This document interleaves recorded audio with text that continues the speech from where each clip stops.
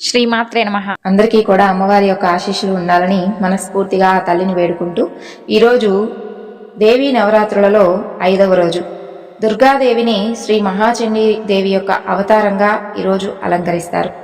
అమ్మవారి యొక్క ఈ కథను వినడం వలన ఆ తల్లి యొక్క అనుగ్రహం సంపూర్ణంగా ఉంటుంది. కాబట్టి భక్తి శ్రద్ధతో ఈ కథను వినండి. సూత మహర్షి శౌనకాది మునులతో ఈ విధంగా చెబుతున్నాడు. పూర్వం శుంభుడు నిశుంభుడు అనేటటువంటి ఇద్దరు క్రూరులైనటువంటి రాక్షసులు ఉండేవారు. వారు తమ యొక్క ప్రతాపంచే ముల్లోకాలను కూడా ఆక్రమించారు. వారిచే పీడింపబడినటువంటి దేవతలు హిమగిరి ప్రాంతాలకు వెళ్లి సర్వభూత జనని కామదాత్రి అయినటువంటి గౌరీదేవికి నమస్కరించి ఇలా ప్రార్థించారు. ఓ దుర్గా, ఓ మహేశ్వరి, భక్తజనప్రియ, నీకు జయమగుగాక. శివకామిని, ముక్తిప్రదాయిని, సంసారోత్పత్తి స్థిత్యంతకారిణి, నీకు జయము తల్లి. కాళిక, తార, చిన్నమస్త, శ్రీవిద్య, బగలాముఖి, ధూమావతి, త్రిపురసుందరి, మాతంగపుత్రి అనేటటువంటి నామధేయాలతో యోగులచే ఉపాసింపబడేటటువంటి లోక సామ్రాజ్ఞివి నీవే. అపరాజిత, నిత్య, రుద్రాణి, గోరూపిణి, మంగళగౌరి అనేటటువంటి నీకు మా యొక్క నమస్కారం. ఉపనిషత్తులచే మాత్రమే తెలియబడేటటువంటి జ్ఞానరూపిణి అయినటువంటి నీవు ఈ యొక్క జగత్తు మొత్తానికి తల్లివి. అలాంటి నీకు మా యొక్క నమస్కారం. ఆ సమయంలో దేవతల యొక్క ప్రార్థనను మన్నించినటువంటి ఆ తల్లి ప్రసన్నురాలైనటువంటి గౌరీదేవి యొక్క దేహం నుండి ఒక కుమారి ఆవిర్భవించింది. పార్వతి యొక్క దేహం అనేటటువంటి కోశము నుండి ఉద్భవించింది. కాబట్టి ఆమె కౌశికి అనేటటువంటి పేర వాసికెక్కింది. ఆమెకు ఉగ్రతారిక, మహోగ్రతారిక అనేటటువంటి పేర్లు కూడా ఉన్నాయి. ఆ తల్లి యొక్క శరీరం నుండి సాక్షాత్తుగా పుట్టింది కాబట్టి లోకంలో మాతంగి అనేటటువంటి పేరుతో ప్రసిద్ధురాలైంది. ఆమె దేవతలతో మీరు నిర్భయులై ఉండండి, మీ యొక్క అభిలాష త్వరలోనే నెరవేరుతుంది అని చెప్పి అభయమిచ్చి వారిని పంపించి వేసింది. ఆ సమయంలో శుంభ నిశుంభుల యొక్క సేవకులు చండాముండులనేటటువంటి వారు ప్రచ్ఛన్నంగా ఉండి గౌరీదేవి యొక్క మనోహరమైనటువంటి కుమారీ రూపాన్ని చూసి విశేషమైనటువంటి మోహాన్ని పొంది వెంటనే తేరుకొని శుంభుని వద్దకు వెళ్ళి ఇలా అన్నారు.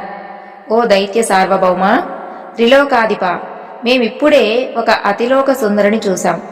ఆమె సింహవాహిని. హిమగిరి శిఖరంపై ఆమె యొక్క సొగసులన్నీ కూడా చూస్తూ చెలికత్తెలతో విహరిస్తూ ఉంటుంది. ఆ సౌందర్యం వర్ణనాతీతం. గరుడ, గంధర్వ, యక్ష, రాక్షస, కిన్నెర, కింపురుష, విద్యాధర, వీణాధర, శోణాధర స్త్రీలలో ఎవ్వరూ కూడా ఆమెకు సాటిరారు. దేవతా స్త్రీలు, దిక్పాలకుల యొక్క కాంతలు ఆ దేవిని అనేక విధాలుగా సేవిస్తూ ఉన్నారు. ఓ దానవ శ్రేష్ఠ, ఆమె తమకు పట్టపు రాణిగా ఉన్నటువంటి ఆలోచనలు మాకు కలుగుతున్నాయి. ఈ విధంగా చెప్పి పక్కకు తప్పుకున్నారు చండాముండులు.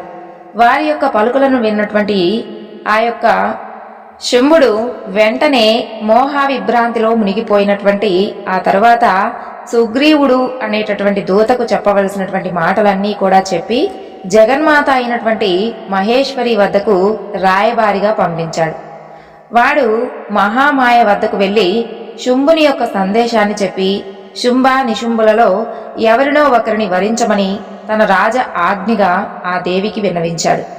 వెంటనే దేవి మందహాసం చేసి, ఓ దూత, నీవు మీ రాజు చెప్పినటువంటి సందేశాన్ని చెప్పి సత్యాన్ని పలికావు. సరే, నా యొక్క ప్రతిజ్ఞను విను. ఎవడైతే నన్ను యుద్ధంలో జయిస్తాడో వానినే నేను పతిగా వరిస్తాను. ఇతరులు నాకు ఇష్టులు కారు. నా యొక్క ప్రతిజ్ఞను మీ రాజుతో చెప్పు అని చెప్పి పంపించింది. ఆ దూత వెంటనే వచ్చి భువనేశ్వరి యొక్క ప్రతిజ్ఞను శుంభునికి చెప్పాడు. బండనాన్ని పండుగగా భావించేటటువంటి శుంభుడు దూత నోట పరమేశ్వరి యొక్క ప్రతిజ్ఞను విని మహదానందపడ్డాడు. ధూమ్రాక్ష, చండ, ముండ, రక్తబీజులనేటటువంటి సైన్యాధిపతులను యుద్ధానికి సైన్యాన్ని సిద్ధంగా చెయ్యమని వారిని ఆజ్ఞాపించాడు. తమ్ముడైనటువంటి నిశుంభుణ్ణి వెంట పెట్టుకుని శుంభుడు బొబ్బలు పెడుతూ జబ్బలు చరుస్తూ ఉత్సాహం ఉరకలు వేయగా శౌర్యాగ్ని దీపింప అక్షులు అగ్నిగోళాలై వెలుగా వీర రసాతితేకంగా పెండ్లి కొడుకుల రణరంగానికి కదిలాడు. అతని వెంట సకలాయుధ సంపన్నమైనటువంటి సమరోత్సాహంతో సైన్యం మొత్తం కదిలింది. అతని యొక్క సేన కదులుతూ ఉంటే చూసేవారికి ప్రవహిస్తున్నటువంటి నదిలా తోచింది. రెపరెపలాడుతూ ఉన్నటువంటి తెల్లటి జెండాలు నదిపై ఎగురుతూ ఉన్నటువంటి కొంగల గుంపులా ఉన్నాయి. సైన్య పదాహతికి ఆకాశాన్ని అంతా కూడా కమ్మివేసి పగటి చీకట్లు వ్యాపించాయి. రథ, గజ, తురక పదాతులతో కూడినటువంటి సైన్యం హిమాలయగిరి ప్రాంతాలకు చేరింది. రాక్షసుల యొక్క సైన్యాన్ని దూరం నుండే చూసింది అంబిక. లేళ్ల కదుపును చూసినటువంటి వ్యాఘ్రంలా ఉత్సాహంతో నారిని వెంట తొడిగి ఒక్కసారిగా ధనుష్టాంకారం చేసింది. రాక్షసులకు ఆ శబ్దం పిడుగుపాటయింది. శత్రు భయంకరమైనటువంటి గంటను మోగించింది. ఆ యొక్క నాదం రాక్షస సైన్యంలో మంటలను పుట్టించింది. ఆవాహోత్సవంతో వచ్చినటువంటి అంబికకు ఎదురుగా రథస్థుడై నిలిచాడు శుంభుడు. అంతలో మబ్బు మొత్తం కమ్మేసింది. జగద్వ్యాపమైనటువంటి ఆ యొక్క జగన్మాత మహాసౌందర్యాన్ని స్వంతం చేసుకోవాలని ఉవ్విళ్ళూరాడు శుంభుడు. పంచభూతాత్మకమైనటువంటి ప్రకృతి ఎవ్వరికీ కూడా కైవశం కాదు అని గ్రహించలేకపోయాడు. ఉమాదేవితో ఇలా అన్నాడు: ఓ చతుర్దశ భువనైక మోహిని, సుకుమార వాసంతిక, కుసుమస్పర్శకే వాడిపోయేటటువంటి మేను నీది. చందనాగరు కస్తూరి కుంకుమ పంకం నీ యొక్క మేనికి బరువు. అలకామోదం నీ యొక్క కుంతలాలకు భారం. లాక్షద్రవ స్పర్శకు నీ యొక్క చరణ పల్లవాలు ఓర్చుకోలేవు. అట్టి సుకుమారివైనటువంటి నీవు నాతో ఏ విధంగా యుద్ధం చేయగలవు? మావి చిగురు స్పర్శకే కందిపోయేటటువంటి నీపైకి నిశిత శరాలను, క్రూర నారాచారాలను గుప్పించడం నాకు మాత్రం ఇష్టం లేదు సుమా. నా మాట విను, లొంగిపో. నిన్ను చతుర్దశ భువనాధీశ్వరిని చేస్తాను అని అనగా అప్పుడు దేవి తగు రీతిగా సమాధానం చెప్పి శుంభుణ్ణి యుద్ధానికి పురిగొల్పింది. ఆమె మాటలకు క్రుద్ధుడైనటువంటి రాక్షసుడు శరపరంపరలను ఆమె మీదకు నేర్పుతో మర్మభేదనంగా అంపవానలా కురిపించాడు. ఆమె వాటిని మధ్యలోనే తెగనరికింది. రాక్షసుని యొక్క ప్రోత్సాహంతో సైన్యం ఉమాదేవిని చుట్టుముట్టింది. అసురులు వివిధ మరణాయుధాలను ప్రయోగిస్తూ ఉన్నారు. తను ఒక్కటే అయినా లోక భీకరంగా రణం చేస్తూ ఉంది గౌరీదేవి.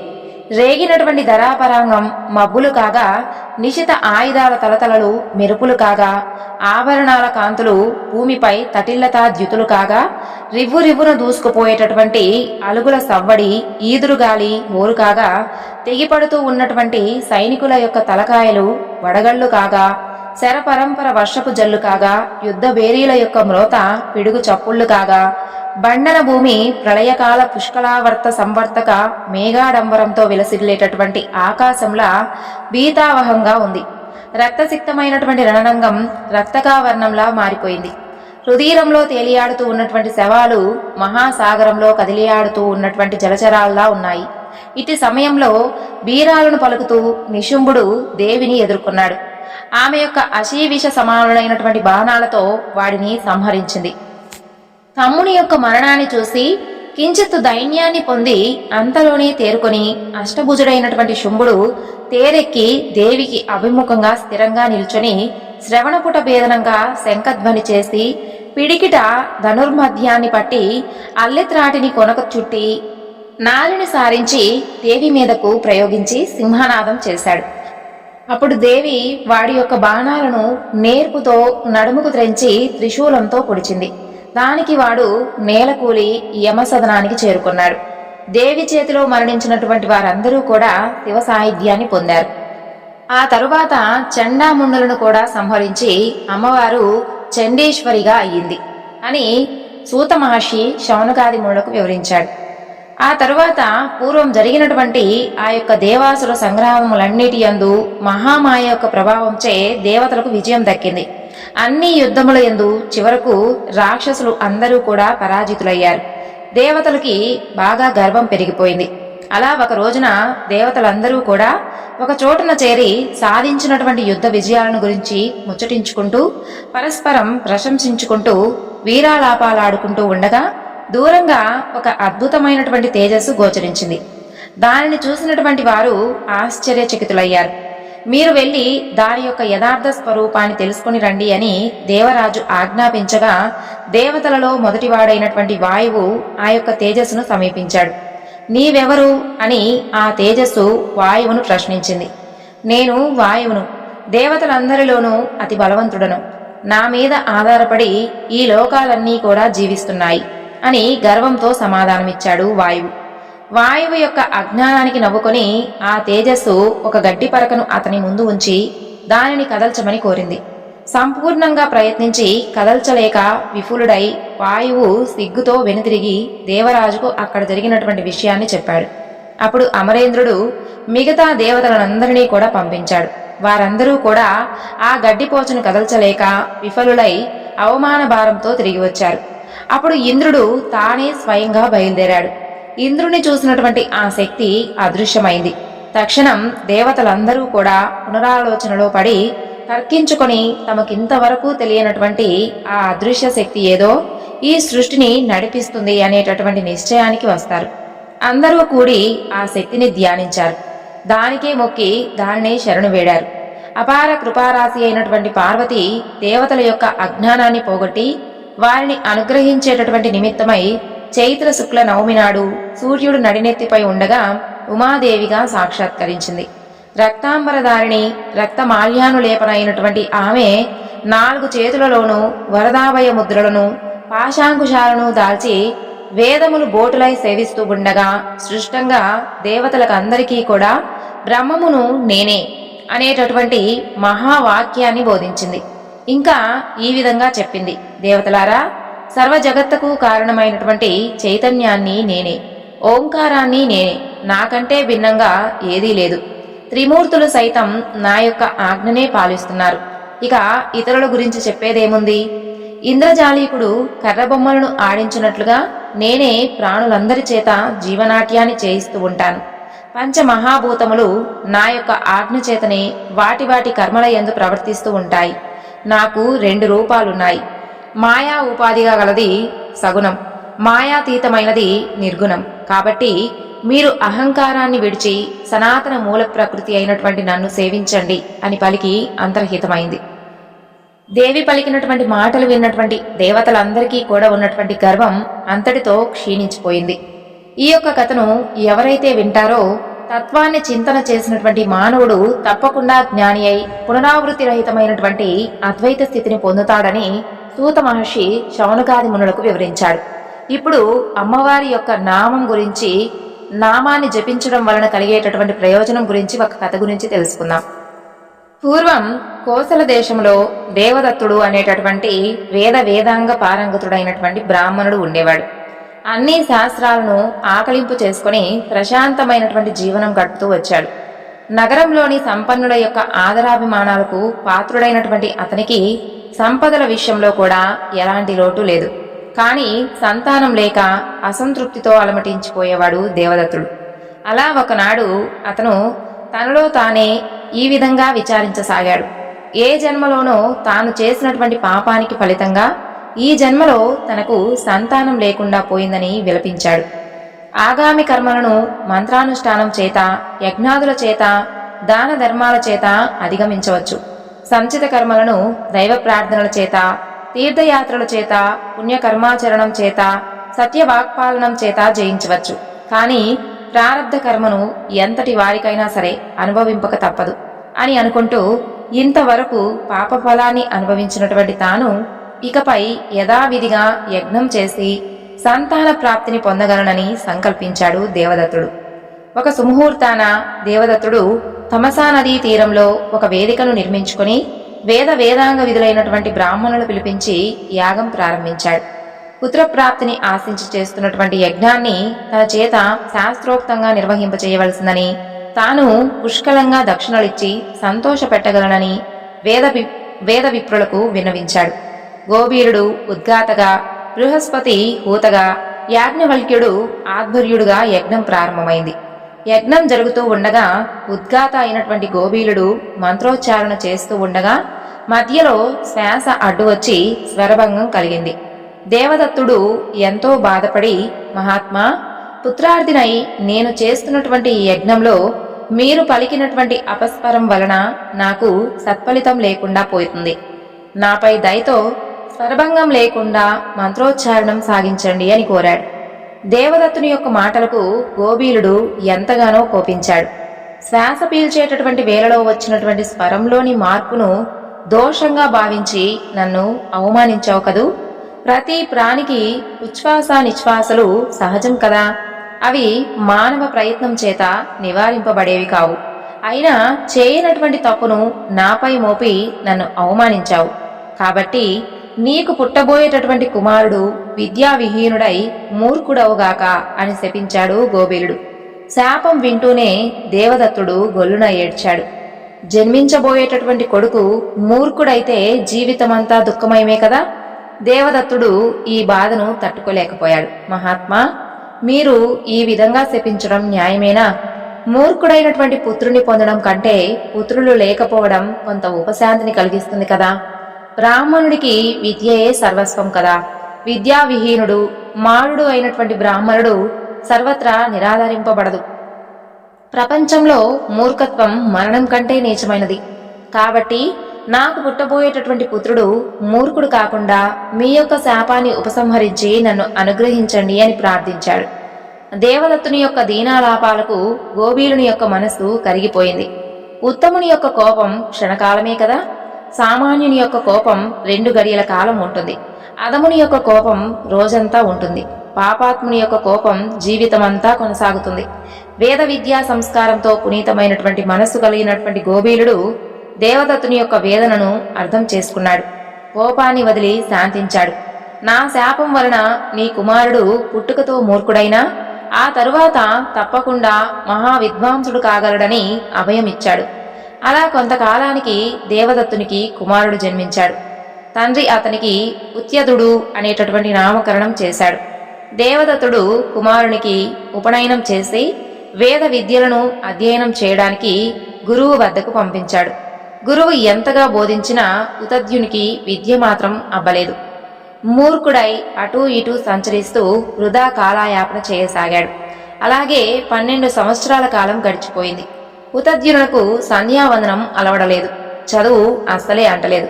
వేద విద్య అతనికి అందనటువంటి రాణిపండి అయింది.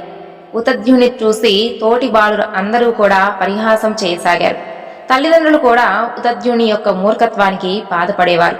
అలా అందరూ కూడా తనను ఏవగించుకోవడం, చులకనగా చూడడం ఉతద్యుణ్ణి ఆవేదనకు, ఆ తరువాత ఆలోచనకు గురిచేసింది. అతను ఎవ్వరికీ కూడా చెప్పకుండా గంగా తీరానికి చేరి ఒక చోట కూర్చొని తనలో తాను ఏదో విత్కరించుకోవడం ప్రారంభించాడు. నిత్యము సత్యమునే పలుకుతానని సంకల్పించి నిర్జన అరణ్యాలకు బయలుదేరాడు. ఉతద్యునిలో నానాటికి అంతర్మదనం తీవ్రతరం అయింది. నన్ను చదివించి విద్యావంతుని చేయాలని నా తల్లిదండ్రులు ఎంతగానో భావించారు. గురువు కూడా నాకు శ్రద్ధతో విద్యలను బోధించినా నాకు విద్యాగంధం బొద్దిగా అంటకపోవడం దైవయోగం తప్ప మరేదీ కాదు. బ్రాహ్మణ జన్మ పొందినటువంటి నాకు నా జీవితం నిరార్థకమైంది. పూర్వజన్మలో సరస్వతీ దానంగా ఏ బ్రాహ్మణునికి నేను గ్రంథాలను కూడా దానం చేయలేదేమో, లేదంటే ఎవరి వద్దనైనా పుస్తకాలను తీసుకుని తిరిగి ఇవ్వకుండా లోభంతో ప్రవర్తించి తిరిగి ఇచ్చానని అసత్యం పలికానేమో, సరస్వతీ స్వరూపమైనటువంటి గ్రంథాలను అగ్నికి ఆహుతి చేశానేమో, సభలో పండితులను పరిహసించానేమో, పండితుడను అనేటటువంటి గర్వంతో ఎవరినీ లెక్క చేయకుండా, ఎవరికి విద్యాదానం కూడా చేయకుండా విర్రవీగుతూ కాలం గడిపి ఉంటాను. ఇదంతా కూడా పూర్వజన్మ కర్మయోగం వలన జరిగింది. మానవుని యొక్క సంకల్పం దైవబలం చేత వ్యర్థమవుతుంది. త్రిమూర్తులైనా సరే కాలానికి లొంగిపోవాల్సిన వారే. సత్యవ్రతం గొప్పదని పెద్దలు చెబుతూ ఉన్నారు. సత్యవ్రతాన్ని స్వీకరించి అరణ్యంలో ఏకాంతంగా జీవనాన్ని సాగిస్తూ ఉన్నాను అని ఉతద్యుడు తనలో తాను నిర్ణయించుకుంటాడు. ఆ తరువాత ఇలా కృతనిశ్చుడై ఉతద్యుడు అడవిలో ఏకాంతంగా కాలం గడుపుతూ ఉండగా ఒకనాడు ఒక బోయవాడు ఒక అడవి పందిని వేటాడుతూ తరుముకుంటూ వెళ్తాడు. ఆ సమయంలో ఆ పంది నోటి నుంచి ఏ ఏ అనేటటువంటి ధ్వని వెలువడగా ఆ శబ్దాన్ని విని ఆ శబ్దం వింతగా ఉన్నది అని అనుకుని ఉతద్యుడు ఆ శబ్దాన్ని మాటి మాటికి పలుమార్లు ఉచ్చరించాడు.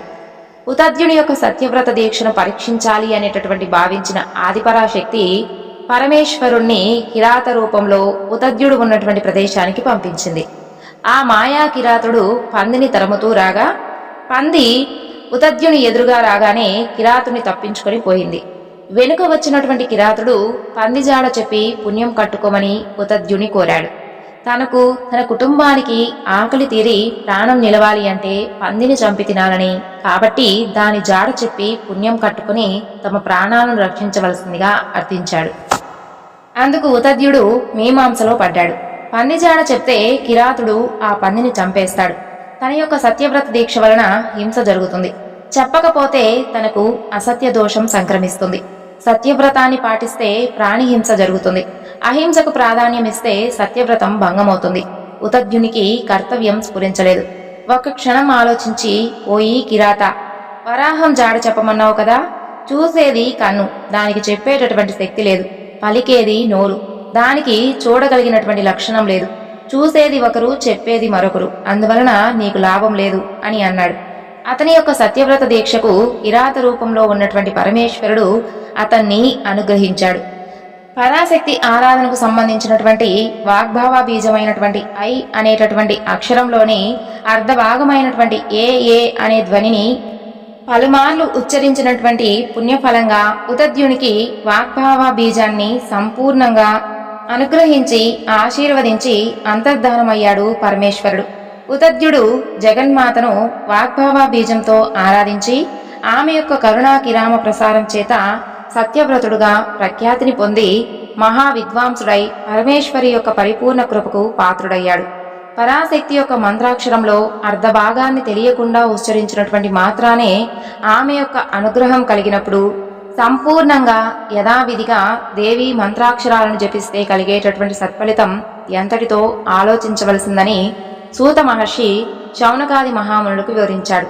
సత్యవ్రతుని యొక్క కథను చదివినా విన్నా పరమేశ్వరి యొక్క అనుగ్రహం వలన ఎలాంటి వారికైనా సరే పాండిత్యం, ఆలోచనా శక్తి కలుగుతాయని సూత మహర్షి శౌనకాది మునులకు వివరించాడు. ఈ వివరణను ఇంతటితో ముగిస్తున్నాను. సర్వం శ్రీ లలితార్పణమస్తు.